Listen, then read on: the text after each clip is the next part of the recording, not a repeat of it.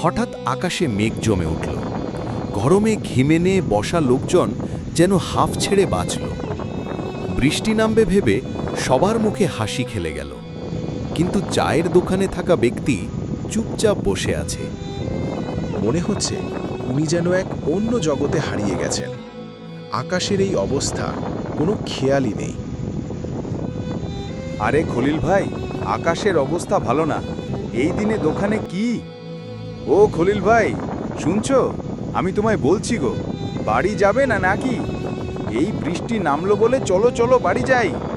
বসে আছি কি আর সাথে, দোকানে বেচা কেনা নাই গো।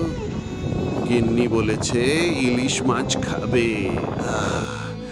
গিন্নি আমার অনেক ভালোবাসে গো ইলিশ মাছ আর পান্তা ভাত। কি যে করি তাই ভাবছিলাম বসে বসে।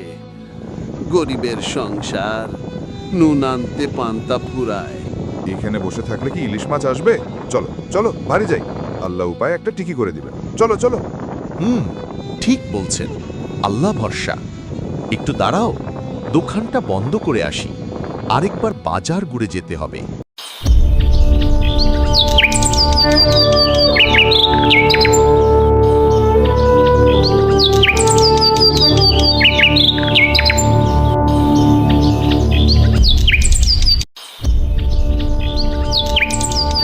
উফ, মানুষটাকে নিয়ে আর পারি না। সেই তখন থেকে দেখছি দাঁড়িয়ে দাঁড়িয়ে কি জানি ভাবতেছে। কি গো, বাজার খরচ করবে না নাকি? সেই তখন থেকে দাঁড়িয়ে আছো, ঘরে কিছুটি নাই। যাও যাও, বাজারে যাও, না খেয়ে যে মারা যাব।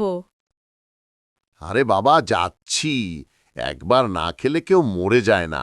সারাক্ষণ শুধু খাই খাই। উফ, যাচ্ছি যাচ্ছি। বাজারে অনেক মাছ আসছে, কিন্তু যে দাম! বাপরে বাপ, কি করি? ঘরে মাছ না নিয়ে গেলে গিন্নি আবার চেঁচামেচি করবে।